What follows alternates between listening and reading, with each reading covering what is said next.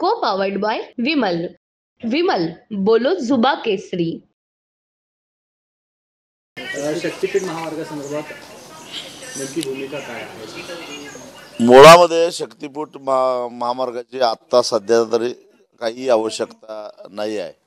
अगदी गोव्याला कोल्हापुरातून गोव्याला जाण्यासाठी सुद्धा अनेक मार्ग आहेत. फोंडा घाटातून जाणारा रस्ता असेल, आंबोलीचा असेल, अजून 2-3 मार्ग आहेत. त्यामुळं गोव्याकडे जाण्यासाठी आत्ता सध्या दुसरा नवीन मार्ग निघाला पाहिजे असं नाही. कोल्हापूरवरनं सोलापूर असेल, उस्मानाबाद असेल, तुळजापूर असेल, लातूर असेल, नांदेड असेल, या दिशेनं जाण्यासाठी सुद्धा सध्या राष्ट्रीय महामार्ग आहे आणि त्याच्यावरच गर्दी अतिशय तुरळक आहे. आणि नेमका त्याच महामार्गाला समांतर असणारा हा शक्तीपीठ महामार्ग करून नेमकं सरकार काय साध्य करणार आहे?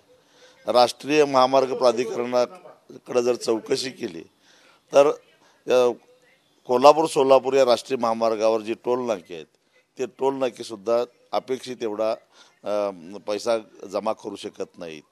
अगदी उदाहरण द्यायचं झालं तर सांगली जिल्ह्यातला शिरडोनमधला जो टोल नाका आहे तिथं राष्ट्रीय महामार्ग प्राधिकरणाला दररोज 40 लाख इतका टोल अपेक्षित होता, पण तिथं जेमतेम 7 ते 8 लाख रुपये इतकाच गल्ला गोळा होतो. यावरनं असं लक्षात येतं की काही राजकीय नेत्यांना, प्रशासकीय अधिकाऱ्यांना या शक्तीपीठाच्या माध्यमातून अमाप असा पैसा गोळा करायचा. जसं समृद्धीनं अनेकांची समृद्धी निर्माण केली आणि आमदार खासदारांच्या खरेदी विक्रीचा भाव वधारला. आता नेमकं कशाची खरेदी विक्री करायची आहे, कुणाला आर्थिक शक्ती द्यायची आहे? भाविकांची मागणी नाही, शेतकऱ्यांची मागणी नाही, शेतकऱ्यांचा विरोध आहे. अशा परिस्थितीमध्ये 12च्या 12 जिल्ह्यातल्या शेतकऱ्यांनी मिळून हा मार्ग होऊन द्यायचा नाही असा निर्धार केलेला आहे.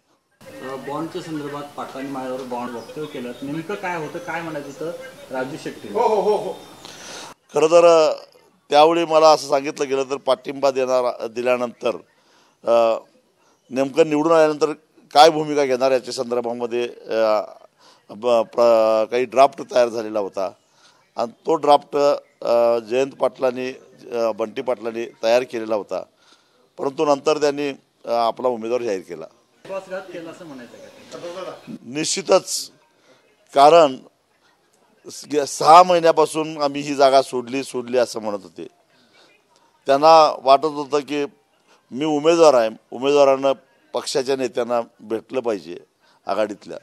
त्या पद्धतीनं मी उद्धव ठाकरेंना भेटलो, 2 वेळा भेटलो. कोल्हापुरातले काँग्रेसचे प्रमुख नेते असणाऱ्या बंटी पाटलांना भेटलो. त्याचबरोबर पवार साहेबांच्याबरोबर सुद्धा मी दूरध्वनीवरून चर्चा केली होती. परंतु या सगळ्यांनी शेवटी जे करायचं तेच केलं. को पावर्ड बाय विमल. विमल बोलो जुबा केसरी.